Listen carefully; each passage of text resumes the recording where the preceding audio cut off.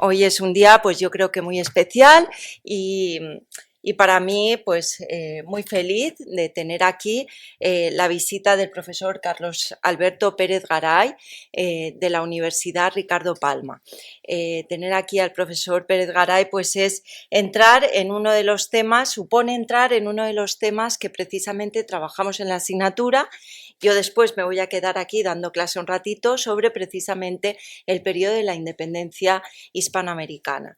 Ese periodo de formación de las literaturas nacionales que surge del proceso de la emancipación hispanoamericana y de ese nacimiento de las repúblicas hispanoamericanas independientes ha sido uno de los grandes temas de investigación del profesor Pérez Garay y bueno, tenerlo aquí pues es todo un lujo que te agradecemos muchísimo. Doy unas breves líneas curriculares para que sepáis un poquito sobre su trayectoria. Carlos Alberto Pérez Garay es licenciado y magíster en Historia por la Universidad Nacional Mayor de San Marcos y después su doctorado lo hizo en Historia en la Pontificia Universidad Católica del Perú. Por tanto, sus estudios se han desarrollado en, digamos, las dos universidades principales del Perú, la San Marcos y la Católica. Bien, él por supuesto, como todo profesor, ha participado como ponente, conferenciante en muchísimos eventos académicos en su país, ejerce como docente e investigador en la Universidad Ricardo Palma y aunque es historiador, Carlos Alberto tiene una afinidad muy grande y trabaja mucho desde la historia en el ámbito de la literatura y por tanto pues entra de lleno en las líneas de trabajo que estamos nosotros estudiando, ¿verdad? Porque siempre os digo, parto siempre de la historia para que entendáis la literatura que surge de esa historia. Bien, pues aquí tenemos a un especialista en ese cruce porque, bueno, pues ha trabajado temas de historia política, intelectual y literaria.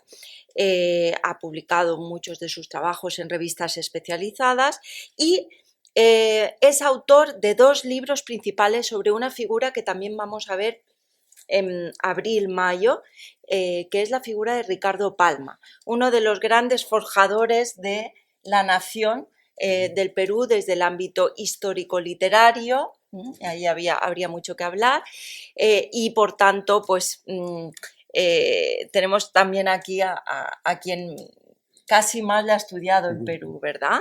Es autor del libro Liberalismo criollo, Ricardo Palma, Ideología y Política, 1848-1919, y otro libro, Ricardo Palma, Antología de Poesía Española, que tenéis allí detrás. Allí detrás, en las vitrinas, lo que tenéis es nuestra colección, la revista América sin nombre, que editamos el Grupo Hispanoamericanistas de la UA, y a la izquierda tenéis la colección Cuadernos de América sin nombre, que es una serie de estudios de literatura hispanoamericana en la que hemos publicado muchos profesores de la UA y muchísimos profesores de todo el mundo, jóvenes, investigadores y otros consagrados del hispanoamericanismo, y toda la colección la podéis encontrar online, ¿vale? Poniendo Revista América sin nombre, accedéis a todos los números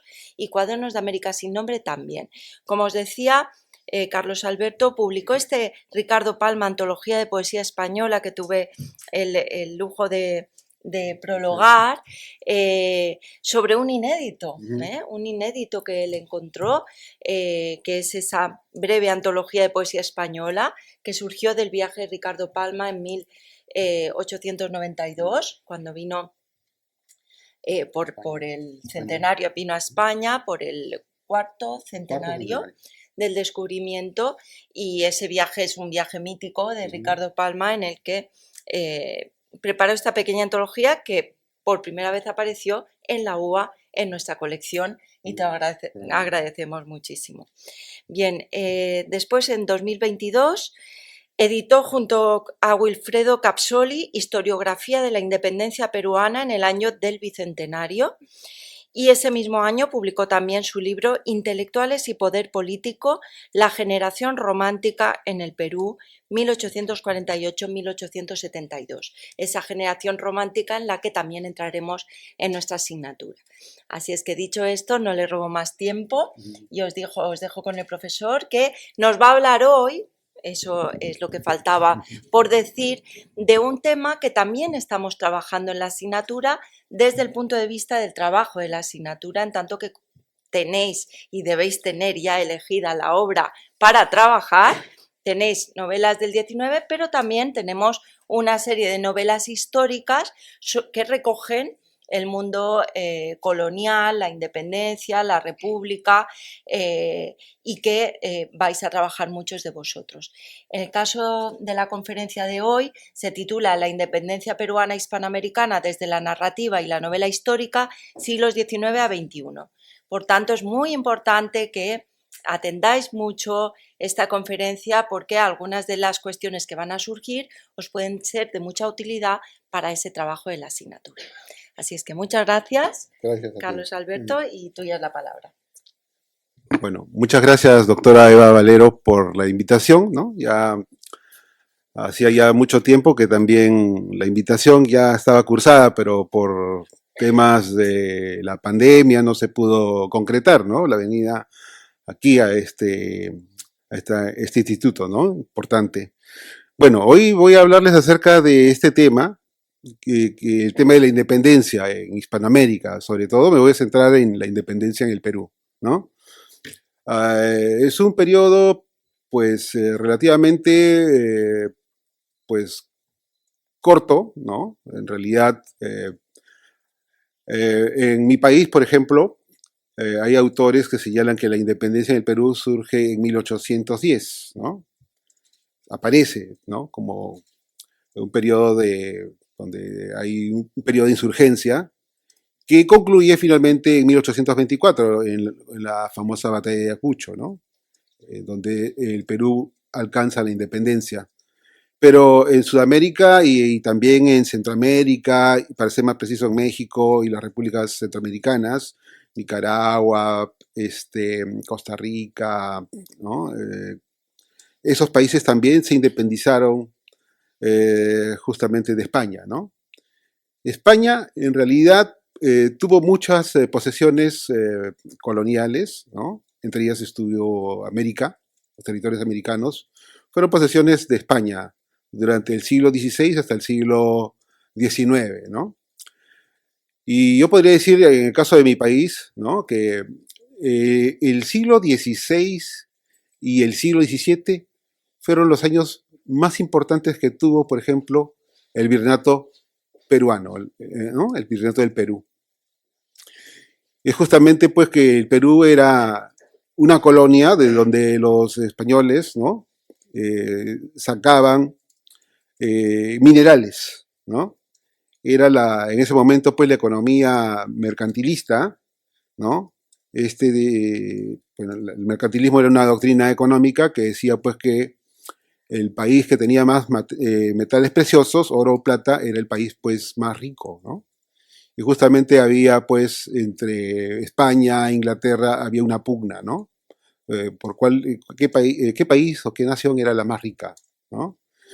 Y prácticamente durante el siglo XVI y siglo XVII, pues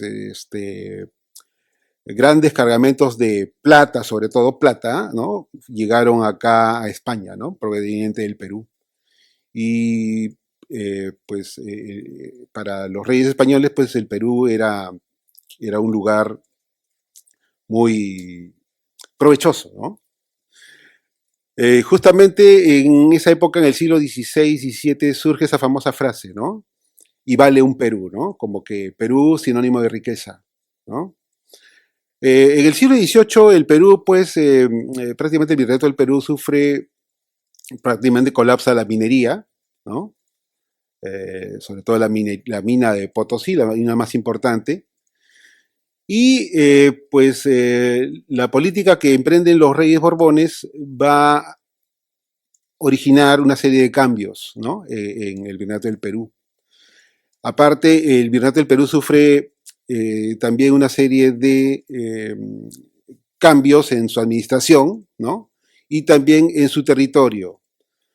Por ejemplo, el Virreinato del Perú ahora se va a reducir porque los reyes Borbones, en especial Carlos III, va a emprender algunas reformas.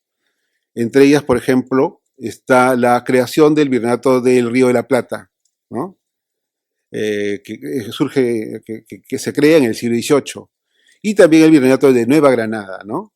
Que hoy en día está prácticamente ese virreinato, lo constituyen las actuales naciones como Venezuela, Colombia y Ecuador, ¿no? Y el Río de la Plata, que está constituido pues a las actuales naciones como Argentina, Paraguay, Uruguay, ¿no? Y una zona también de Bolivia, ¿no?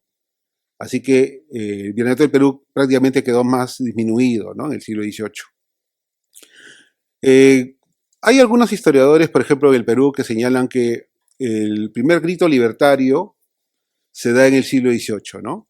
Para ser más preciso, en 1781, ¿no? Donde un cacique local, un cacique cusqueño, llamado Tupac Amaru, seguramente lo han escuchado, Tupac Amaru, ¿no? Se rebela contra las medidas que dan los administradores españoles, ¿no? Para ser más precisos, los corregidores, ¿no? Que eran autoridades, ¿no? Nombradas por la corona, ¿no?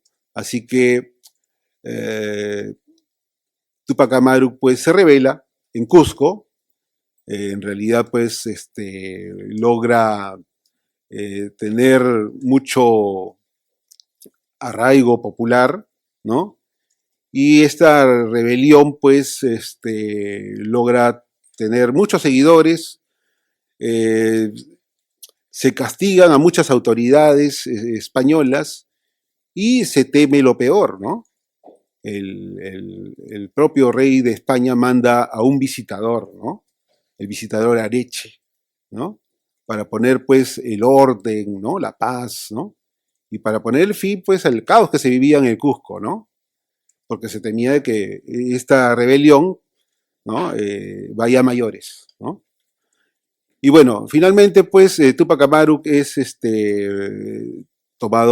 capturado y ajusticiado, ¿no?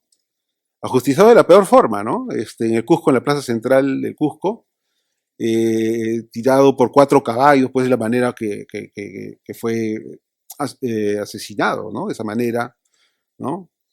Y es por eso que para muchos peruanos, la figura de Tupac Amaru, y no solamente en el Perú, ¿no? A nivel latinoamericano, Tupac Amaru es un personaje que representa la lucha, ¿no? Es un personaje que representa una persona que está en contra de la opresión, ¿no? Contra el abuso, y él más que todo se revela contra el sistema fiscal español, ¿no? Lo cierto pues que en el siglo XVIII España necesitaba más riquezas, ¿no? Porque ya el imperio español ya prácticamente, ya no era el imperio español del siglo XVI, ¿no? De Carlos V y Felipe II, ahora más bien el imperio español en el siglo XVIII necesitaba mucho más dinero, ¿no? Necesitaba mucho más riqueza, ¿no? Y es por eso que estas medidas administrativas, como por ejemplo el incremento, la elevación del tributo, ¿no? De los impuestos, esto va a originar un caos, ¿no? Entonces, para algunos historiadores en el Perú, pues Tupac Amaru es un personaje de leyenda, ¿no? Sí, está muy representado. En Perú, por ejemplo, van a encontrar, sobre todo en la zona de Cusco, ¿no? Figuras de Tupac Amaru, ¿no? Se han hecho muchas narraciones, novelas alrededor del personaje de Tupac Amaru, ¿no? Actualmente yo vengo preparando un libro sobre justamente esto de narrativas, ¿no? Novelas que se han hecho en torno a la independencia y justamente hay un libro de Oscar Aramayo, un escritor peruano, que habla acerca justamente de acerca de Tupac Amaru, ¿no? Acerca sobre su sacrificio, acerca de su lucha. Bueno, eh, creo que el hito más importante para empezar esta charla es hablarles acerca de eh, la independencia de Hispanoamérica, ¿no? En realidad, la independencia, para mí y para muchos también otros historiadores, ¿no? Salvo los del Cusco y por ahí otros, las zonas del centro del Perú, la independencia del Perú fue más que todo eh, llevada a cabo por los criollos, ¿no? Había que hacer esta distinción entre españoles peninsulares y criollos, ¿no? El Virreinato del Perú, la población del Perú en el siglo XVIII y XIX estaba conformado, a ver, era un 80% de población indígena, el resto eran población española, también habían mestizos, ¿no? Y también habían criollos. Los criollos eran los hijos de los españoles, pero nacidos en América, ¿no? O nacidos en el Perú también, ¿no? Pero claro, a la hora, por ejemplo, de obtener cargos públicos, siempre se nombraba a los españoles peninsulares, ¿no? Los que habían nacido aquí en España. Entonces los hijos de los españoles que habían nacido en el Perú siempre eran relegados en los cargos más importantes, ¿no? Y había, entre españoles y criollos, siempre había como una especie de, sobre todo de los criollos, ¿no? Se sentían un poco rencorosos, ¿no? Contra los peninsulares, ¿no?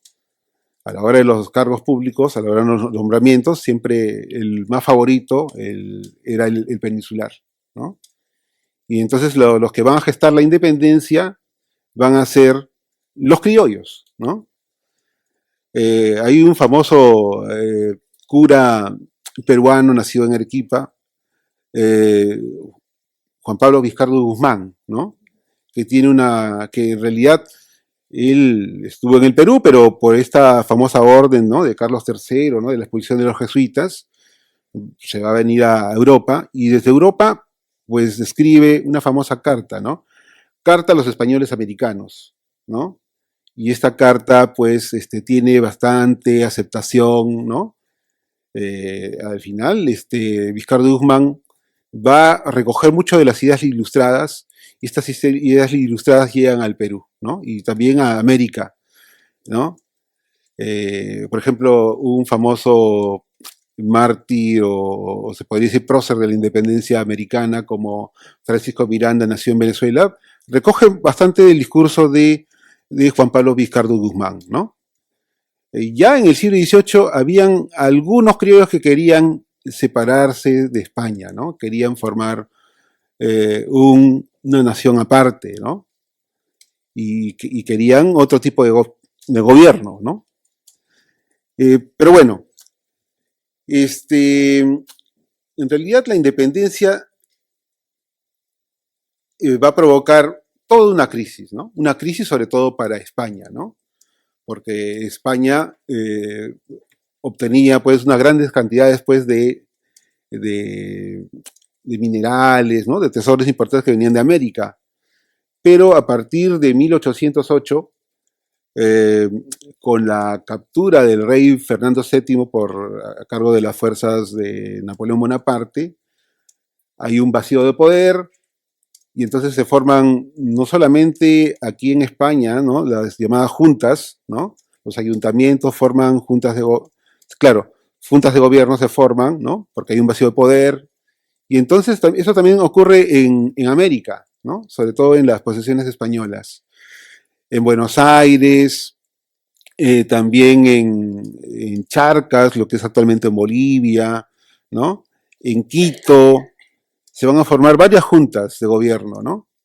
Y estas juntas de gobierno al final también van a elegir representantes para las llamadas Cortes de Cádiz, ¿no?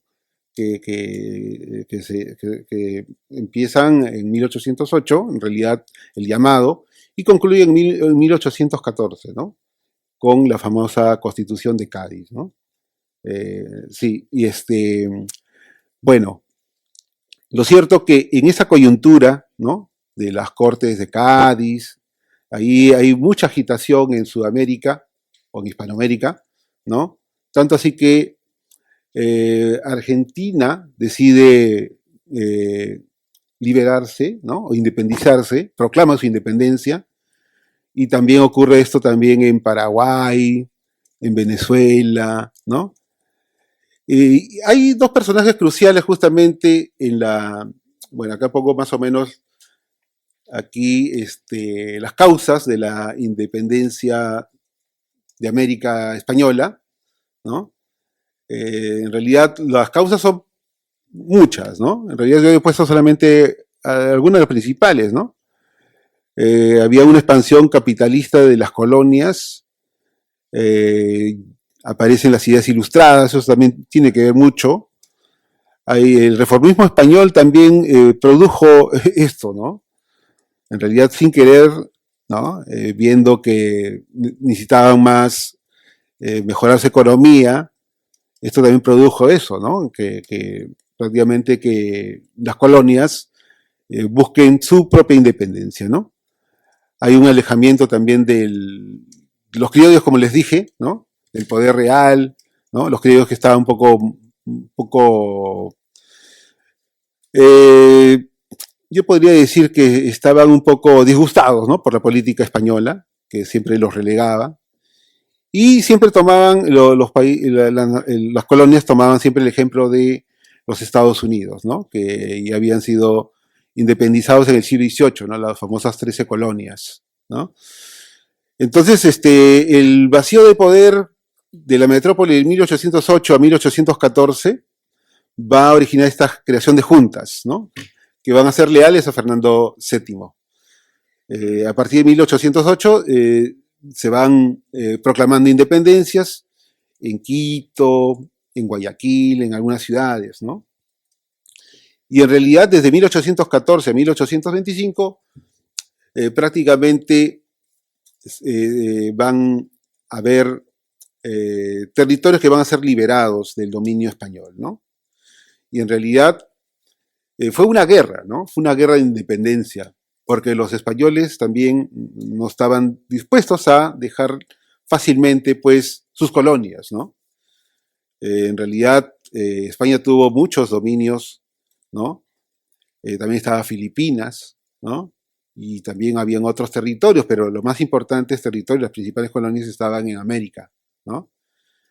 Así que entre esos años, del 14 al 25, pues, se van a independizar, pues, Colombia, Venezuela, Ecuador, Panamá. Y en realidad las luchas fueron muy, se podría decir, muy cruentas también, ¿ah? Se enfrentaron, pues, realistas que apoyaban a la monarquía española, ¿no? Y se enfrentaron también, pues, los patriotas, ¿no? Los soldados, los militares que querían, ¿no? La independencia, ¿no?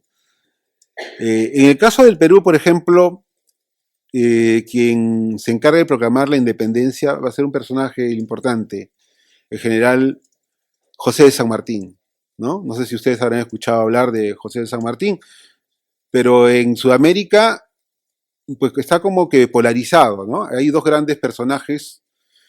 Tenemos el caso, por ejemplo, de José de San Martín, ¿no? Un general argentino que incluso luchó aquí también, ¿no? Apoyando a la causa española, estuvo, ¿no? Enfrentándose a las tropas francesas, ¿no? Que también habían ocupado, pues, España, ¿no? Se enfrentó, ¿no? Él era un criollo, y bueno, él había nacido en Argentina, ¿no? Una provincia. Y San Martín es toda una personalidad, ¿no? Si ustedes van a Argentina, ustedes van a Chile y van al Perú, pues siempre van a encontrar monumentos a San Martín, ¿no? En Argentina se lo quiere mucho, ¿no? Es como uno de los padres de la nación argentina, después de Belgrano, ¿no? Pero San Martín es el que inicia la expedición libertadora, ¿no? La expedición libertadora del sur, ¿no? Buenos Aires había sido prácticamente liberada del dominio español y comienza su travesía, ¿no? Conforma un ejército importante, numeroso, que tiene el apoyo de muchos seguidores, y lo cierto es que esta expedición luego de obtener la independencia de Argentina, va a llegar a Chile, ¿no? Y en Chile, en 1808 a 1820, prácticamente logra la independencia del país, que en ese momento pues estaba habitado por españoles, pero también había población araucana, ¿no? Los mapuches, ¿no? Esa zona.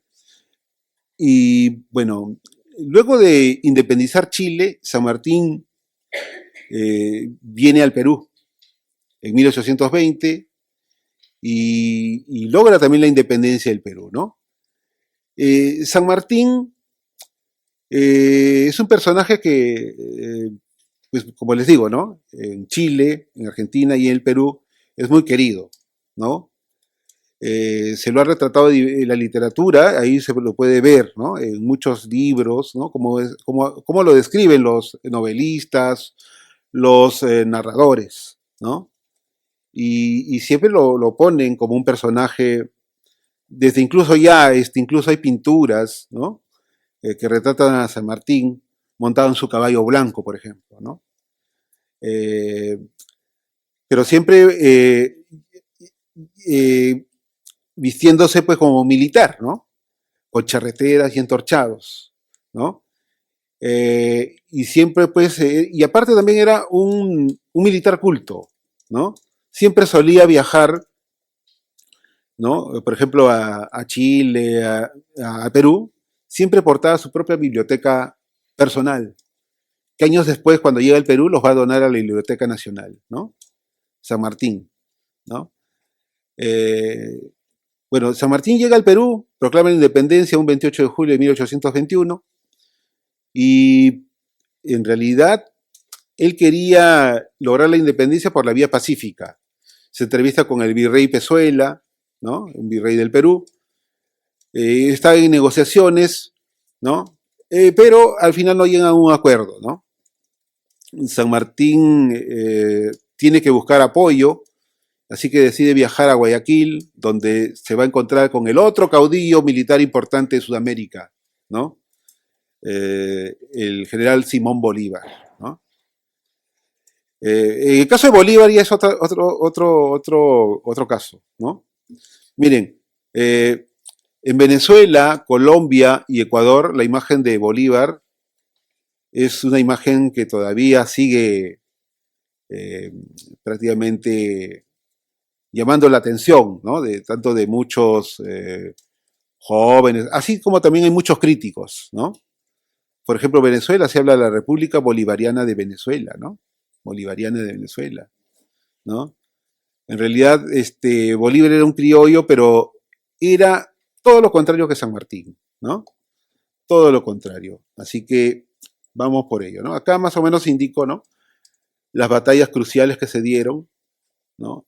Y al final, cómo se van logrando la independencia en estos países, ¿no? En Hispanoamérica, ¿no? Por ejemplo, en México, 1821, las provincias de América, de Centroamérica, en 1821, la Gran Colombia en 1819, Perú 1821, Chile en 1818, Argentina 1816, ¿no?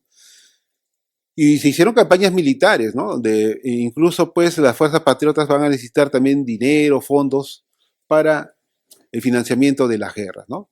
Las guerras en realidad dejan unas grandes pérdidas, tanto materiales como de vidas humanas, ¿no? Y eso pasó, por ejemplo, en Hispanoamérica, ¿no? Bueno, aquí les muestro pues las imágenes de San Martín y Bolívar, ¿no? Si ustedes en algún momento van a Sudamérica o llegan a ir a Colombia, a Venezuela, ahí van a encontrar siempre imágenes o van a encontrar esculturas, monumentos tanto de San Martín y Bolívar, ¿no? Si van a Sudamérica, ¿no?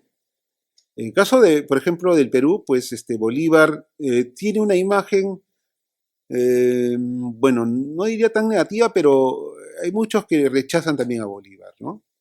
Porque Bolívar era un personaje, a pesar de que era una persona muy ilustrada, ¿no? Pues estudió en Venezuela, pero se fue a Europa, ¿no? Vino para Europa y tuvo un maestro llamado Simón Rodríguez, ¿no? Y él en Roma, pues más o menos por 1806, todavía cuando era un ciudadano, ¿no? Pues con su maestro decide un día, ¿no? Eso es lo que cuentan las anécdotas, que él jura, ¿no? Regresar a América y lograr la independencia, ¿no? Que al final lo logra, ¿no? Ese sueño de Bolívar de 1806, ¿no? En Roma, que lo dijo su maestro, al final se concreta, más o menos para 1821, 24, en las respectivas naciones americanas, ¿no? Entonces hay algunos que están a favor de Bolívar, otros a favor de San Martín, pero lo cierto es que estos grandes personajes han llamado la atención de muchos literatos y narradores, ¿no? Bueno, yo soy historiador, así que yo en realidad yo no puedo hacer una crítica literaria, ¿no? Lo que puedo hacer es solamente hablarles un poco acerca de los personajes y lo que ahora he visto, ¿no? Las novelas históricas o los relatos que se han hecho en base a estos personajes y otros personajes secundarios también que aparecen justamente en esas guerras o gestas libertarias que se dieron pues en Hispanoamérica, ¿no? Bueno, entonces 1825-26 termina más o menos los países de América se constituyen repúblicas, ¿no? Luego de sacudirse del dominio español. Así que eh, aparecen novelas, ¿no? Aparecen relatos históricos literarios que justamente tienen eh, como fuente de inspiración el periodo de la independencia, ¿no? En los años 30, 40, y sobre todo en la segunda mitad del siglo XIX comienzan a aparecer una serie de novelas históricas, ¿no? Pero en el caso de América, por ejemplo, aunque muchos escritores habían leído muchas de las obras de estos famosos novelistas históricos de la talla de Walter Scott, ¿no? En América Latina eran muy pocos los escritores que en sí, ¿no? Se dedicaban a hacer novelas históricas, ¿no? Hay algunos que, claro, hay escritores que, por ejemplo, hacen novelas históricas que están referidas al periodo colonial, ¿no? Al periodo del virreinato. Pero eran muy pocos los que escribían sobre todo novelas históricas ambientadas en el periodo de la independencia, ¿no?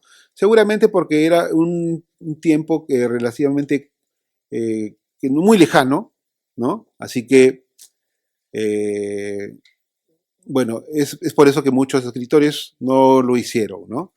Habían más que todo narradores o literatos que trabajaban temas muy relacionados al virreinato, ¿no? En el caso de Argentina hay algunas novelas, ¿no? Soledad, de Bartolomé Mitre, Una noche de boda, de Miguel Cane, El isleño, de Manuel Romano, María de Montiel, de Mercedes Rosas de Rivera, ¿no? Eh, el capitán de Patricios, de Juan María Gutiérrez, esto también es importante conocer, un famoso escritor argentino. El Pozo de Yossi, de la escritora Juana Manuela Gorriti, ¿no? Una escritora argentina que vivió mucho tiempo en el Perú, ¿no? En Chile también aparecen algunas novelas históricas ambientadas en la independencia, ¿no? El mendigo, eh, Rosa, de José Victorino Lastarria, La vida de un amigo, un primer amor, de Wenceslao Vial Guzmán, Un rapto, de Román Vial, Los Talaveras y el capitán San Bruno, o El escarmiento de los Talaveras, de Liborio Brieva, y Durante la reconquista, de Alberto Bles Gana, ¿no? Son algunos ejemplos de las novelas históricas producidas en Chile, ¿no? Luego aparecen otras novelas, entrando en Colombia, ¿no? Aparece, por ejemplo, Los gigantes, de Felipe Pérez, La familia del tío Andrés, ¿no? Y Una familia patriota, Cuadros de la época de la independencia, episodios. todos estos escritos por Soledad Acosta de Samper y otras más, ¿no? Como El comunero de Constancio Franco. Se van haciendo novelas, ¿no? Algunas eran más novelas históricas de corte, o más que todo influidas por el romanticismo, ¿no? Y más adelante por esta corriente literaria del realismo, ¿no? Aparecen también en Uruguay, en Venezuela, ¿no? Más novelas históricas, pero claro, comparadas con novelas históricas del periodo virreinal, eran muy pocas, ¿no? Ya en sí las novelas históricas empiezan a cobrar más fuerza ya en el siglo XX, ¿no? En Ecuador también hay casos de novelas históricas, eh, y también se da en el Perú, ¿no? En el Perú. Eh, sí, hay novelas históricas también a nivel hispanoamericano que se dan también en el siglo XX, ¿no? He puesto algunas novelas que, bueno, están ahí en el PowerPoint, ¿no? Destaco algunas como del venezolano Arturo Uslar Pietri, ¿no? Las lanzas coloradas, ¿no? También el siglo XX del famoso escritor cubano Alejo Carpentier, ¿no? El reino de este mundo, ¿no? Son algunos ejemplos de novelas históricas ambientadas en la independencia, ¿no? En Chile, Jorge Nostroza publica Los Húsares Trágicos, ¿no? En 3 volúmenes, ¿no? Esto es para el caso del siglo XX. Y también está este libro Bajo las banderas del Libertador, ¿no? Donde hace mención a la vida del general Simón Bolívar, ¿no? Otras novelas también aparecen, pero destaco estas dos más, ¿no? Ya en el siglo XX. Aquí destaco estas dos novelas, que por ejemplo son novelas históricas que han sido escritas por estos dos representantes del boom latinoamericano, ¿no? El boom latinoamericano que aparece en los años 60, ¿no? Y entre ellos está, pues, Gabriel García Márquez, ¿no? Esta famosa novela, El general en su laberinto, ¿no? Gabriel García Márquez, que es muy conocido, ¿no? Por esta famosa obra Cien años de soledad, ¿no? No sé si ustedes en algún momento lo leyeron o lo leerán, pero es una obra importante, ¿no? Sobre todo los latinoamericanos, muchos han leído esa novela, ¿no? Cien años de soledad, ¿no? Una clásica, ¿no?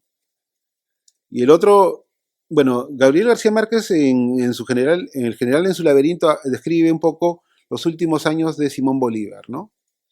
Simón Bolívar, pues, que había recorrido, pues, los distintos pueblos o territorios, pues, de la zona norte de América, ¿no? Incluso él tenía la idea de conformar los estados de Sudamérica, ¿no?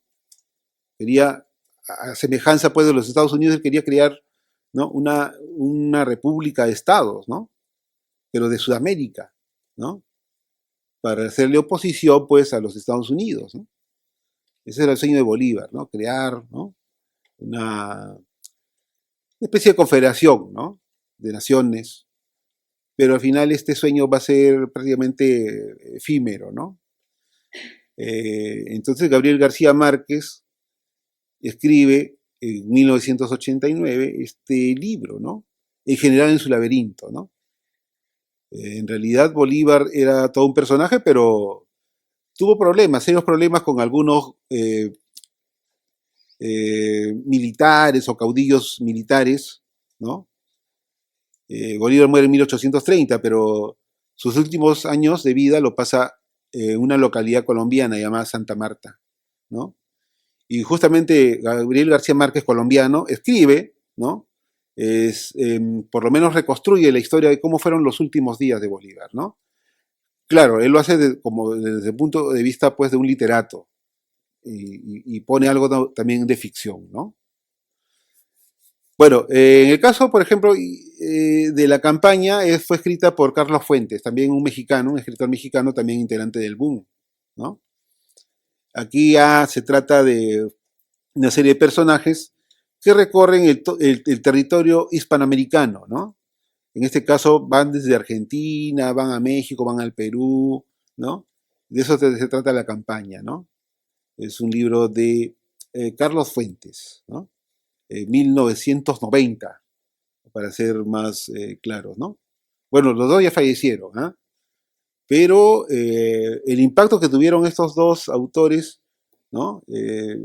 Fueron muy importantes, ¿no? Sí, y bueno, yo les recomiendo, ¿no? Carlos Fuentes, también está mi compatriota Mario Vargas Llosa, ¿no? En el caso de literatura del boom latinoamericano, ¿no? Carlos Fuentes, Mario Vargas Llosa, eh, y hay otras novelas más, ¿no? Pero aquí voy a quedarme, me voy a tener sobre todo en la independencia del Perú, ¿no? En realidad la independencia del Perú también ha sido retratada por algunos narradores, ¿no? Sobre todo me voy a centrar en el personaje de Ricardo Palma, ¿no? Eh, También hay algunos extranjeros que también hacen mención a la independencia del Perú. Tenemos, por ejemplo, algunos españoles, ¿no? Que vivieron en el siglo XIX, como Ramón Soler. No sé si habrán escuchado hablar de él, ¿no? Por ejemplo, esta novela de Adela y Matilde, o los últimos 5 años de la dominación española, prácticamente ha sido poco, poco conocida en el Perú, ¿no? Poco conocida en el Perú. Adela y Matilde, o los últimos 5 años de la dominación española en el Perú, ¿no? Es una novela histórica, ¿no? Una novela que tiene bastante la influencia del romanticismo, ¿no?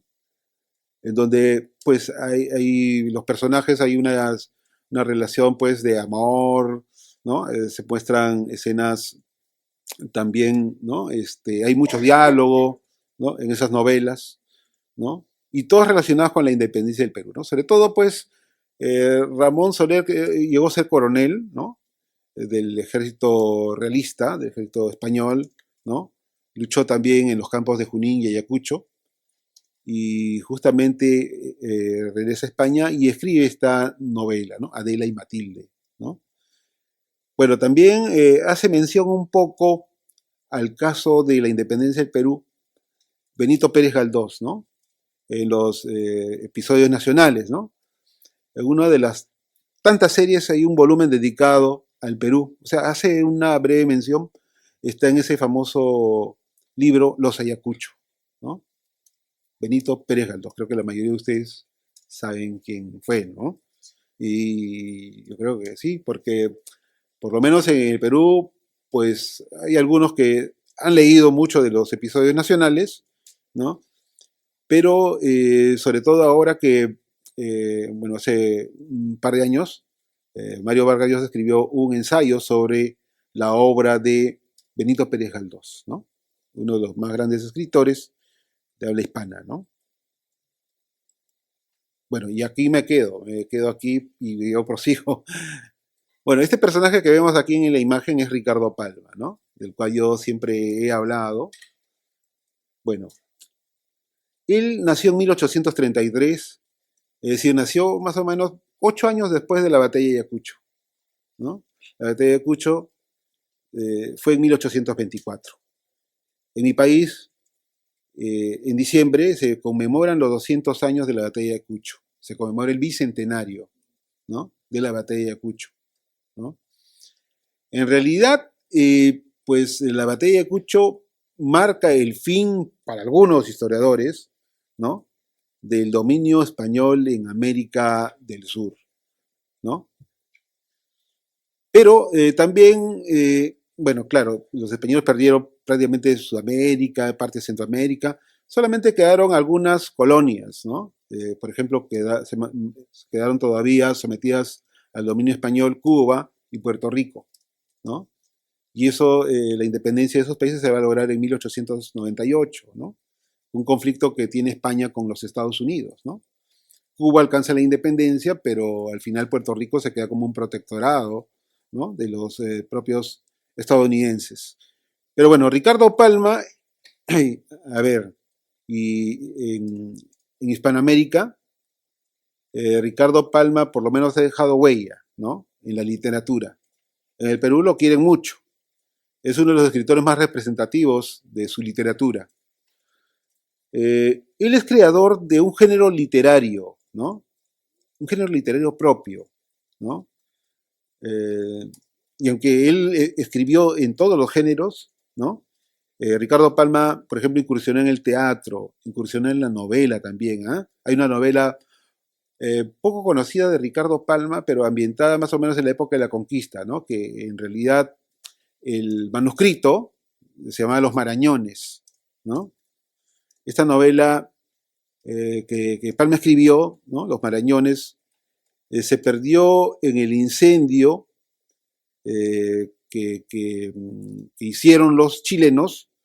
En realidad los chilenos llegaron, hubo una guerra entre Perú y Chile en 1879 a 1883, ¿no? Entonces los chilenos llegaron a Lima y comenzaron a saquear muchas viviendas, muchas casas, y entre ellas la casa de Ricardo Palma, ¿no? Ahí en la casa de Ricardo Palma, ahí estaban los manuscritos de su novela, ¿no? Una novela llamada Los Marañones, ¿no? Que hablaba justamente de Lope de Aguirre, no sé si habrán escuchado hablar de él, ¿no? Un famoso conquistador español del siglo XVI, ¿no? Y bueno, entonces él escribió una novela que se perdió, ¿no? Y bueno, lo cierto es que Palma crea se podría decir, este género, ¿no? La tradición, que son en realidad relatos cortos, relatos de corte, de corte histórico, pero que Palma pues le agrega su su propia dosis de picardía, ¿no? Le agrega también humor, ironía, y le agrega también la sátira, ¿no? Más o menos las tradiciones pueden ser de 3, 4 páginas, ¿no? Son relatos cortos, pero cuando uno lee las tradiciones peruanas, ¿no? Una de las tantas tradiciones, uno por lo menos se puede salir por lo menos con una sonrisa, ¿no? Al término de la lectura, ¿no? Son graciosas, ¿no? Y te deja también un mensaje, ¿no? Muchas de las tradiciones están ambientadas en la época del virreinato, pero también hay otras tradiciones que están ambientadas en la época republicana, ¿no? En la época cuando ya el Perú ya es una república. Y fueron muy difundidas en Hispanoamérica y llegaron también a España. ¿Eh? Llegaron a España. El propio Palma, por ejemplo, se carteaba con muchos escritores españoles como Miguel de Unamuno, ¿no? Que el profesor Capsoli ha rescatado las cartas, ¿no? Entre Ricardo Palma y Miguel de Unamuno, ¿no? Eh, bueno, en las tradiciones de Palma, sobre todo en la que corresponden al periodo republicano, ahí uno va a encontrar pues muchas tradiciones ambientadas de la época de la independencia, ¿no? Y hablan de personajes tan, bueno, Palma recrea, no es un historiador, aunque también alguna vez incursionó también en la historia, ¿no? Pero Palma es más conocido como escritor que como historiador, ¿no? El único trabajo de corte histórico que hizo Palma, en realidad, fue un libro llamado Monteagudo y Sánchez Carrión, ¿no? Monteagudo y Sánchez Carrión. Es el primer trabajo histórico que hace Palma, ¿no? Un trabajo de historia propiamente, ¿no? Que incluso va a causar controversia, ¿no? Este libro de historia llamado Monteagudo y Sánchez Carrión. Monteagudo era el secretario de San Martín y también murió, bueno, era cuando estaba San Martín aquí bueno, en el Perú, por ejemplo, hizo muchas prohibiciones contra los españoles, ¿no? Incluso logró que muchos regresen acá, a España, ¿no? Los españoles que estaban en el Perú, pues por las medidas de Monteagudo, van a provocar que muchos españoles regresen acá a España, ¿no? Y dejen el Perú. Había muchos españoles que tenían negocios, tenían muchas inversiones, ¿no? Pero él escribe un libro que va a levantar polvareda, como dice él, ¿no? Es el nombre, ¿no? Polvareda, ¿no?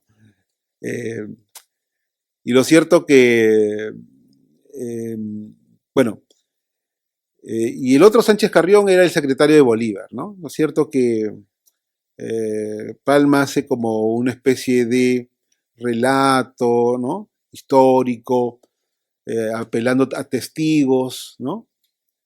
Como el colombiano Mosquera, ¿no? Un general que participa, ¿no? Que llega con Bolívar, y entonces a partir de informantes pues puede hacer este libro, ¿no? Monteagudo y Sánchez Carrión, acuérdense bien el nombre, ¿no?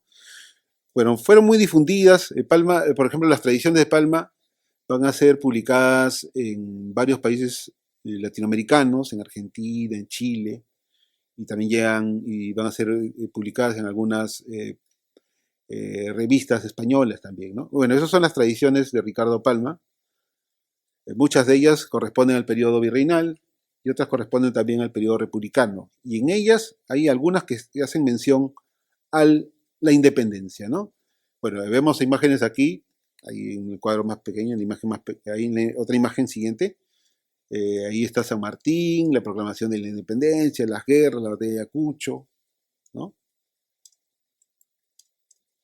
Bueno, algunas tradiciones que hablan sobre la independencia del Perú, el secreto de confesión, María Bascal, ¿no? Solamente para hacer mención, ¿no?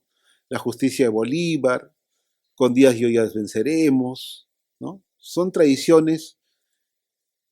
La justicia de Bolívar, por ejemplo, es una... A ver, Bolívar estuvo en el Perú y llega a un pueblo, ¿no? Al norte de Lima, llamado Ancash, ¿no? Y ahí, pues, un pelotón de soldados, pues, había mujeres andinas, ¿no? Mujeres indígenas, así que algunos soldados aprovecharon, pues, ¿no? De ellas, y algunos soldados abusaron, ¿no?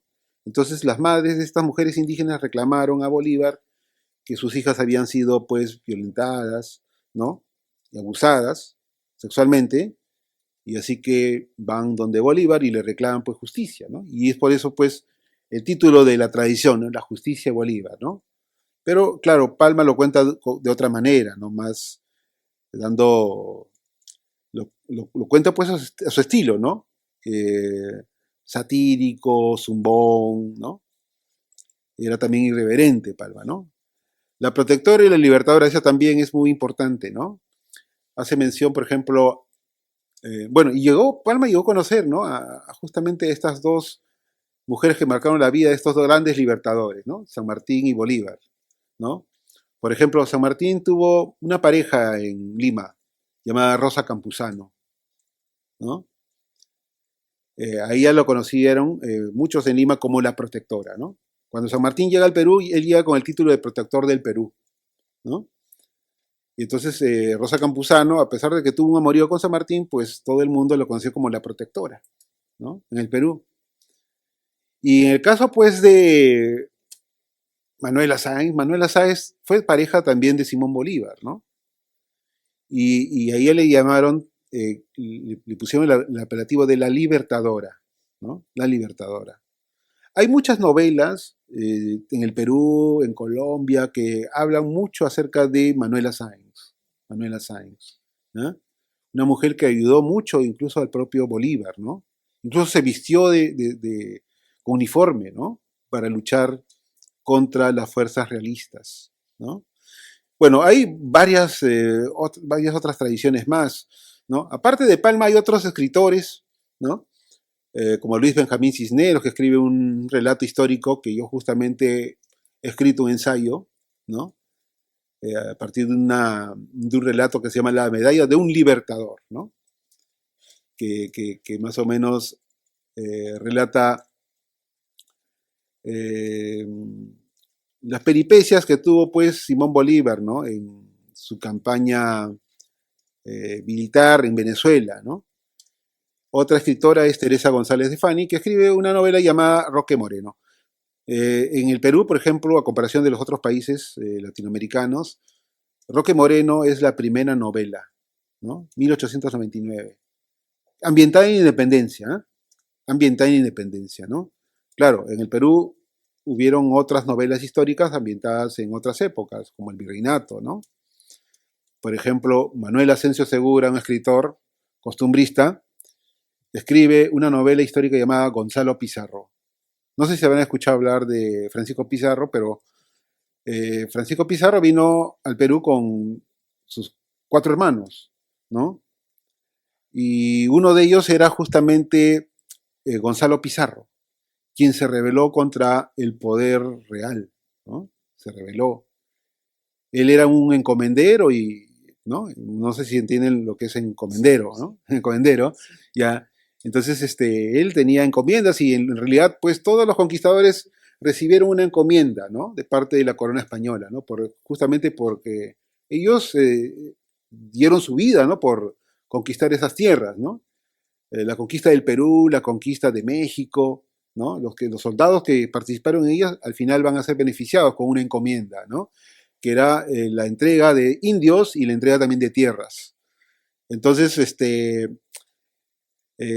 Gonzalo Pizarro, que vivía en el Perú, ¿no? Él se opuso al poder real, decía, el rey de España está tan lejos, ¿no? Así que nosotros queremos crear un nuevo reino, ¿no? Y él quería ser rey, ¿no? Gonzalo Pizarro. Pero bueno, eso es otro tema, ¿no? Pero es una novela histórica ambientada en la época de la conquista, ¿no? Esto que escribe, pues, Manuel Asensio Segura, ¿no? Y hubieron otras novelas más también, eh, Lavalle, José Antonio Lavalle, ¿no? Que un escritor peruano que tiene una novela llamada La hija del contador, ¿no? También ambientada en la época colonial, ¿no? Bueno, ahí para el siglo XX aparecen otras novelas, ¿no? Por ejemplo, en el Perú celebró su primer centenario en 1921, primer centenario como país independiente. Eso fue en el gobierno de Augusto Beleguía, un presidente peruano. Y en esa coyuntura aparecen varias novelas históricas, entre ellas figura en estas novelas a cargo de Pedro Dávalos y Lizón, ¿no? Como San Martín y Bolívar. Ambas fueron publicadas en una editorial española, ¿no? Simón y Montaner, ¿no? O Montaner y Simón, ¿no? Montaner y Simón en Barcelona, ¿no? Y bueno, estas son las novelas, ¿no? Que hay una escritora crítica literaria peruana llamada Giovanna Polarolo que se ha dedicado a estudiar justamente estas novelas, ¿no? La hija de Ricardo Palma también fue escritora, ¿no? Bueno, en realidad 2 hijos de Ricardo Palma, el mayor, Clemente, fue escritor, tiene un libro llamado Cuentos Malévolos, ¿no? Cuentos Malévolos, el hijo mayor, ¿no? Clemente Palma, pero la segunda hija, ¿no? De Ricardo Palma, Angélica Palma, escribe una novela ambiental en Independencia llamada Tiempos de la Patria Vieja, ¿no? Es una novela pues que hace mención, ¿no? En realidad es una novela que tiene una trama, ¿no? Donde hay pues actores, protagonistas, ¿no? Hay amor, hay lucha, ¿no? En esa novela, ¿no? Que al final ganó un premio, ¿no? También en el siglo XX aparecen otras novelas, como la de Carlos Torne, ¿no? Yo San Martín, ¿no? Carlos Torne falleció hace algunos años en el Perú, ¿no? Y era también miembro del Instituto Ricardo Palma, del cual formamos parte yo y Eva Valero, ¿no? Como miembro correspondiente en Lima, ¿no? Hay un instituto que se llama Ricardo Palma, ¿no? Donde recrea un poco, pues, la vida de San Martín, ¿no? Bueno, otras de las novelas que han aparecido, también ambientadas en la independencia, es esta novela que, pues, seguramente algunos de repente han leído o de repente pueden leerla, ¿no? Y lo recomiendo, ¿no? Es el libro de Jorge Eduardo Benavides, El enigma del convento, ¿no?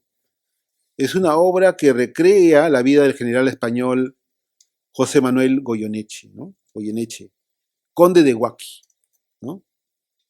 Y muestra los entretelones en la defensa, los entretelones del actor en la defensa del poder real, ¿no? En realidad es una novela que recomiendo. Creo que tengo entendido que también Jorge Eduardo Benavides estuvo por acá, ¿no? Estuvo por aquí. Y es un gran escritor. En realidad, eh, mi intención fue mostrar un poco cómo se han ido, tanto en el Perú porque es mi país y porque conozco más ¿no? No tanto el tema de Hispanoamérica, solamente he mostrado cosas que se han hecho en otros países, pero mi intención fue eso, ¿no? Ver y mostrarles, ¿no? Cómo se ha ido haciendo narrativas históricas ambientadas en la independencia, ¿no? Y bueno, yo les recomiendo pues que lean, ¿no? Porque esto también es importante, ¿no? Como ustedes son estudiantes del área de humanidades, que sepan que también pues la historia y la literatura hispanoamericana son importantes también en su formación, ¿no? Es así como yo soy latinoamericano, pero a mí pues también me enseñan la historia europea, la historia española, ¿no? Porque igual, ¿no? Yo tengo que saber mucho, ¿no? Y conocer mucho también de la narrativa y las novelas españolas, ¿no? En el colegio nosotros nos enseñan, por ejemplo, en tercer año de secundaria, ¿no? Por ejemplo, nos enseña todo lo que es literatura española, ¿no? ¿No? A todos los estudiantes peruanos, por ejemplo, un año completo, en el colegio se les enseña literatura española, donde se lee desde Cervantes, desde Quevedo, se lee pues Unamuno y otros personajes, Benito Pérez Galdós, ¿no? Entonces, yo les invoco como estudiante, pues yo también he sido estudiante, ¿no? Porque siempre es bueno escuchar los consejos de los maestros o de los profesores, o también algún conferencista o invitado, ¿no? Que siempre es bueno leer literatura que no sea netamente nacional, sino que también ver de otros escenarios, ¿no? Como el caso de Hispanoamérica, ¿no?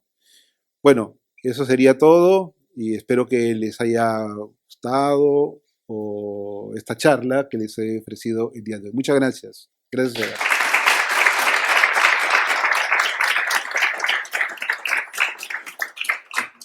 Bueno, muchísimas gracias a ti, Carlos Alberto, porque has sintetizado, además, atendiendo a mi petición de tener hoy un tono didáctico para alumnado de primero, que está formándose en esas lecturas hispanoamericanas a partir de ahora y hasta cuarto de carrera. Cada año tienen un curso dedicado a la literatura hispanoamericana y conforme hablabas sé que te estaban entendiendo prácticamente todo lo que decías, porque has sintetizado cuestiones que hemos visto de la colonia, siglo XVIII, estamos llegando a la independencia, que iba a explicar yo hoy y la has explicado tú, o sea que me viene de perlas, y ver la ingente cantidad de novelas que la temática de la independencia ha generado es realmente impresionante. ¿Y por qué, no? ¿Por qué? Porque es el momento fundacional de las naciones independientes y como momento fundacional requiere de una novelística, de una literatura que ensalce esos orígenes de cada uno de estos países. Yo creo que podéis hacer preguntas, porque creo que habéis entendido perfectamente todo lo que ha explicado Carlos Alberto, el profesor Pérez Garay, y me encantaría que le hagáis preguntas o comentarios o curiosidades o, no sé, libremente. Yo sabéis que siempre os animo mucho a hablar y a preguntar. Así es que si alguien tiene alguna cuestión, si no, te preguntaré yo. Sí. No. ¿Hay micro? Sí. ¿Cómo está? Buenas, profesor. Antes decías de que Bolívar tenía el sueño de formar como una única nación tras la independencia. Y yo te quería preguntar que por qué factores y por qué motivos no se pudo. No se pudo formar una única nación como si se hizo tras la independencia de Estados Unidos. ¿Cuáles fueron las razones? Sí, en realidad es un tema. En realidad, la respuesta. Bueno, Bolívar tuvo ese sueño, ¿no? De querer formar, o sea, luego de la independencia, querer formar, ¿no? Con las repúblicas independientes, formar una especie de confederación, ¿no? De países. Pero habían intereses de por medio, ¿no? Por ejemplo, el general colombiano Santander, hay una ciudad que lleva su nombre en Colombia, por ejemplo, se opuso muy al proyecto de Bolívar, ¿no? El proyecto de Bolívar incluso convocó a varios, por ejemplo, ministros plenipotenciarios, ¿no? O cancilleres, como hoy se llama, eh, para ir a la ciudad de Panamá, ¿no? Y ahí hay una reunión, ¿no? Para ver el tema de la conformación, pues, de los estados que habían sido liberados por Bolívar, ¿no? Pero al final, pues, algunos acudieron, otros no, y el sueño quedó ahí, ¿no? No participaron, ¿no? Así que quedó trunca esa posibilidad, ¿no? Y lo que hace García Márquez en el general en su laberinto es Sí, pues relatar sí, ese sí. final de la Claro, vida de sí, tuvo, Bolívar sí, pues se mostró, tras ese, ¿no? claro, Esa derrota. se mostró prácticamente, claro, él había hecho todos los esfuerzos posibles para lograr eso, pero al final vio que no tenía el apoyo, ¿no? Y mucha gente le había dado la espalda, así que quedó solamente en un sueño, ¿no?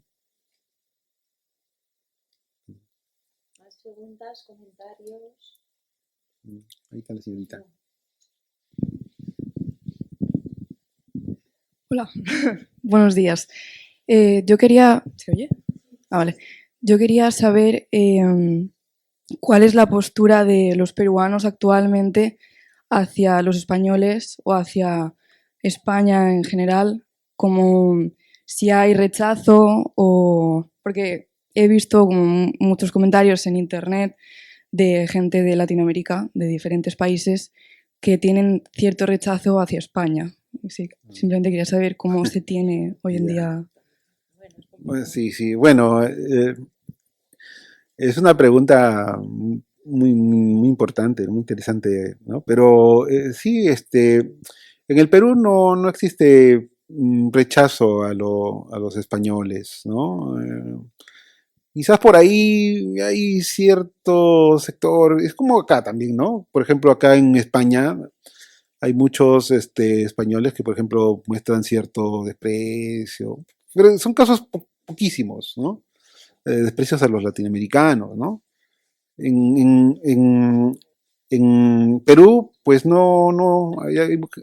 hoy en día la gente es más educada, ¿no? Está más formada, así que hay personas así, pues, claro, como siempre, nunca faltan, ¿no? Casos aislados, ¿no? Que hay críticas, ¿no? De repente por el pasado, ¿no? Por el peso de la historia, por muchas cosas que se dijeron, que se hicieron en su momento, pero eso ya pasó mucho tiempo, ¿no? Sí, pues eso es inevitable. Bueno, esa pregunta era inevitable que de repente se hiciese esta charla. Pero no, en realidad hoy en día pues hay mucha gente que quiere también mucho a los españoles, ¿no? En el caso, por ejemplo, en el campo intelectual, hay muchos intelectuales que, por ejemplo, destacan la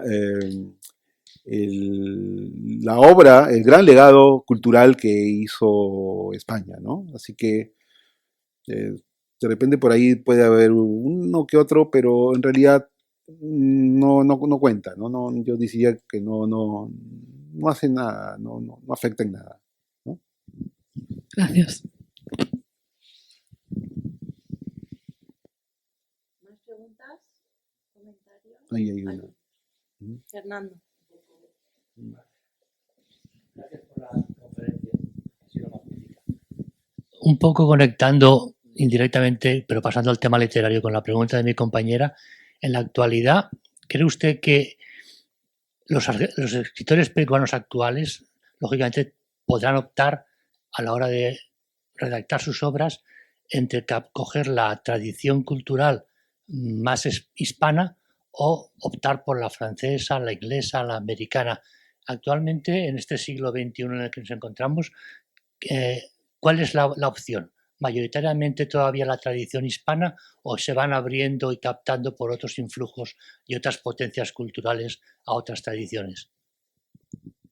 Muy bien. Sí, todavía hay bueno, cierto sector de los escritores y narradores que se inclinan sobre todo al, a la novelística española, Hay otros que de repente pues tratan de imitar a modelos franceses o ingleses, ¿no? O también en el caso pues de narrativas norteamericanas, estadounidenses o inglesas, ¿no? También. Pero sí, eso depende también del escritor, ¿no? A quién emular o a quién imitar, ¿no? O de repente también trata de mostrar su propia originalidad, ¿no? Eso también, siempre hay eso. Sí, yo diría que en la actualidad Ujú. ya, Sí, ya no se trata tanto de emular imitar. como ya Ajá, hace años, ya hace décadas que la literatura hispanoamericana ujú, encontró claro. su propio camino, su propia originalidad y en ello está. Y de forma muy potente, y sobre todo desde los años 60, desde el boom, Sí, que prácticamente pues, fue la gran literatura escrita en español, ¿no? sí. Yo quería hacerte una pregunta, Mm, Carlos Alberto, porque estamos hablando en la asignatura ujú, de la llegada a ese momento de la independencia en el que se construyen los grandes imaginarios ujú, nacionales y ellos siempre preguntan por, en esa construcción, un ujú, poco ujú, siguiendo la pregunta de Fernando, eh, ¿qué va a pesar más? Si la tradición indígena, la tradición española, ujú, cuando surgen las naciones ujú, independientes, ¿no? sí, Y se produce esa independencia y los países hispanoamericanos comienzan su camino de ujú, independencia cultural y espiritual. Y ahí tenemos a esta figura cardinal que nos has ujú, traído, que es Ricardo ujú, Palma, como uno de los grandes constructores de la nación. Y ujú, siempre les digo que los escritores hispanoamericanos del 19 eh, eh, están como al servicio de ujú, esa construcción nacional con un fuerte compromiso social del escritor.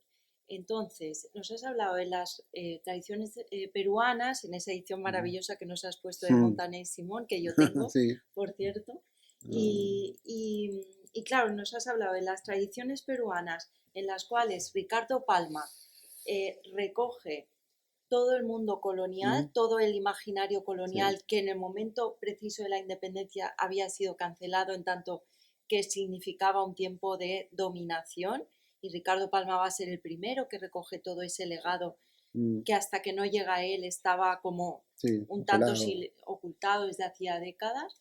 Eh, y entonces él recoge todo ese imaginario, todas las historias, la intrahistoria que Mm, él dice, ¿no? De los siglos coloniales, y luego tiene toda una serie de tradiciones sobre la independencia, pero mm, también tiene unas 30 mm, tradiciones más o menos dedicadas a el pasado inca, claro, al mundo prehispánico.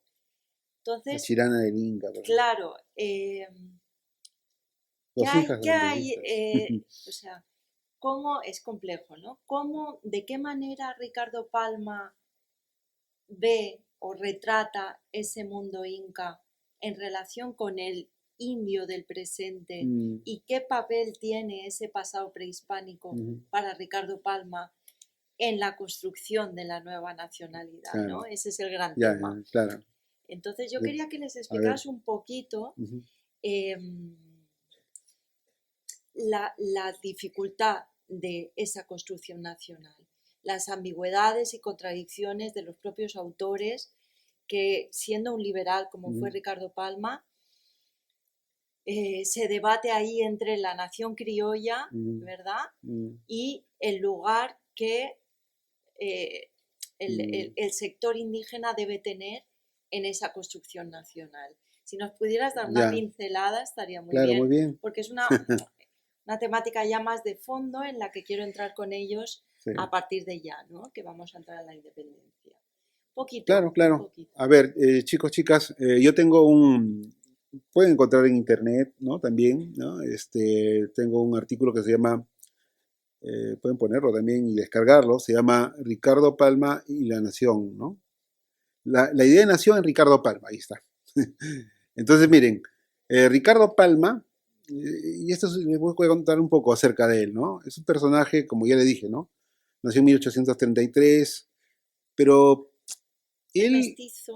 él es, por ejemplo, hijo de mujer cuarterona, no sé si No, entienden esa parte. Bueno, no. cuarterona era, a ver, Por vía materna, ¿no? Su madre tenía un cuarto de porcentaje o cuarto de sangre de, de origen negro, ¿no? O africano. Era descendiente de esclavos, ¿no? Por eso tenía sangre negra, ¿no? Por sus venas corrían sangre negra, ¿no? Y bueno, la figura que se tiene de Palma es una persona, como lo hemos visto, creo que en esta imagen, ¿no? Ahí se lo aprecia como un señor, pues, blanco, ¿no? Hay un autor llamado Gonzalo Portocarrero, un sociólogo, que escribió hace poco un libro que se llama La nación en los intelectuales, algo así, el tema, no recuerdo bien. Gonzalo Portocarrero, un sociólogo que falleció y justamente era profesor de la Universidad Católica. Habla acerca de los intelectuales en el siglo XIX, ¿no? Y habla mucho de Palma, ¿no? Por ejemplo, Palma sí mostraba respeto, por ejemplo, a figuras populares o personajes populares, ¿no? Incluso en las tradiciones peruanas los resalta. No habla del pueblo en general, pero sí puede hablar de indios, ¿no? De algunos indios, ¿no? Algunos indios que de repente pues tendrían algo interesante, ¿no? Palma, por ejemplo, es el representante del llamado nacionalismo criollo, ¿no? Y a pesar de que Palma era de origen, sus raíces fueron de negros, ¿no? Pues, era mulato, de origen mulato, ¿no? Pero Palma, con las tradiciones, pues crea también una imagen del Perú, ¿no? Crea una imagen del Perú. Logra integrar, por ejemplo, son mencionados, por ejemplo, indios, negros, son mencionados, por ejemplo, personajes que forman parte del alto clero, del clero bajo, ¿no? Todos están ahí, circulan, en las tradiciones circulan una serie de personajes, ¿no? Pero, claro, Palma justamente logra crear algo propio, ¿no? Algo propio del Perú.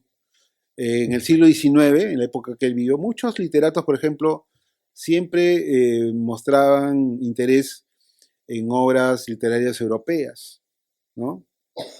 Y los paisajes, incluso había algunos escritores, como por ejemplo Manuel Nicolás Corpancho, un escritor que, por ejemplo, escribe tramas, ¿no? O sea, obras inspiradas, por ejemplo, en Europa, ¿no? Y en el caso de Palma, él crea una serie de relatos donde pone pues a personajes propios, peruanos, ¿no? Los paisajes del Perú, pues personajes que son de diversa condición, ¿no? Y, y por ejemplo también destaca a figuras del pasado, como por ejemplo los incas. Hay una tradición, por ejemplo, los incas ajedrecistas, ¿no? A ver, no sé si ustedes habrán escuchado hablar del Inca Atahualpa, un famoso inca, bueno, el último de los incas que tuvo el Perú, o el imperio de Tahuantinsuyo, ¿no? Entonces él, bueno, Francisco Pizarro, pues él al final ordena pues la captura del Inca. El Inca pues quiere recobrar su libertad. Entonces los españoles les hacen un acuerdo, ¿no? Y el propio Inca dice, pues bueno, yo quiero mi libertad y estoy dispuesto a dar lo que ustedes quieran. Y al final los españoles dijeron, queremos oro, ¿no? Entonces el propio Inca dice, bueno, yo les voy a dar oro, dos cuartos de plata, dos cuartos, ¿no?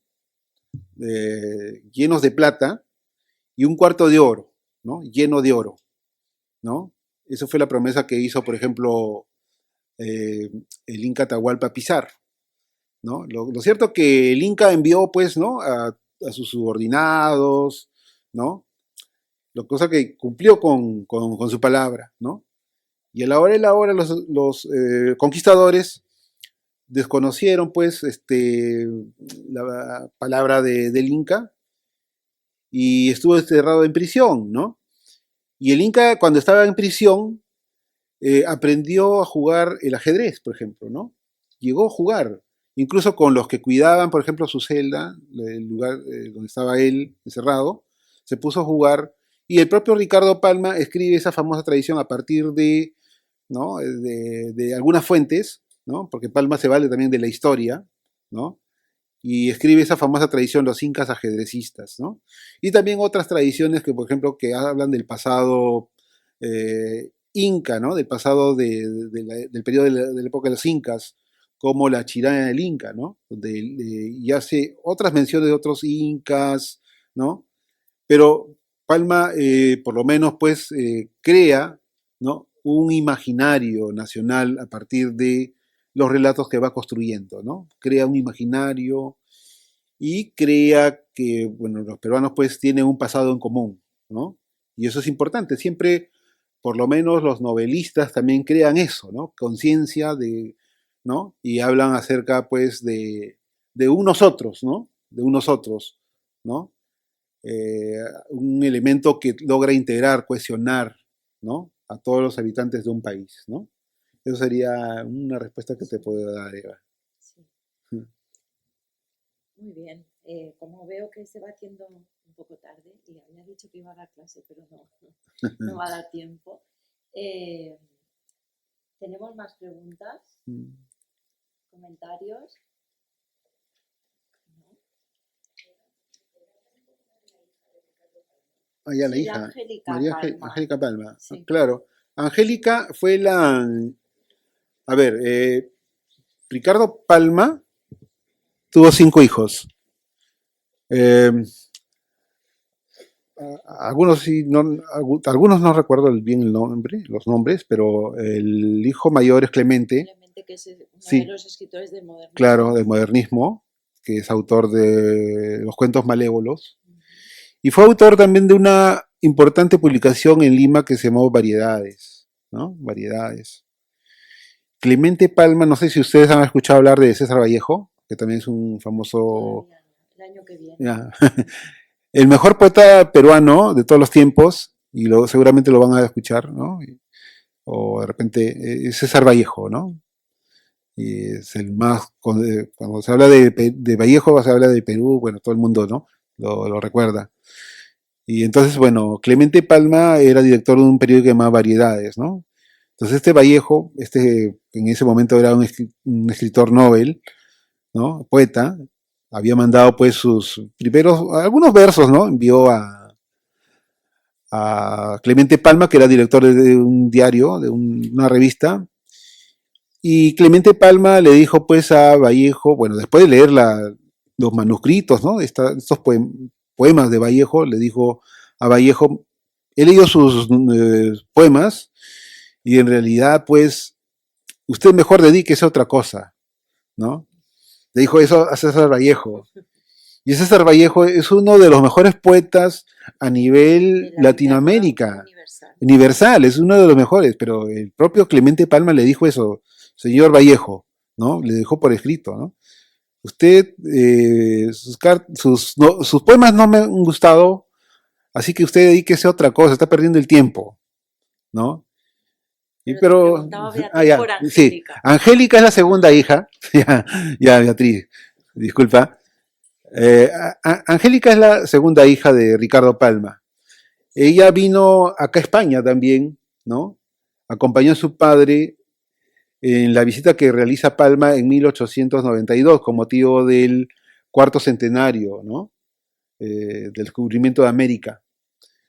Palma era director de la Biblioteca Nacional, así que gobernaba el país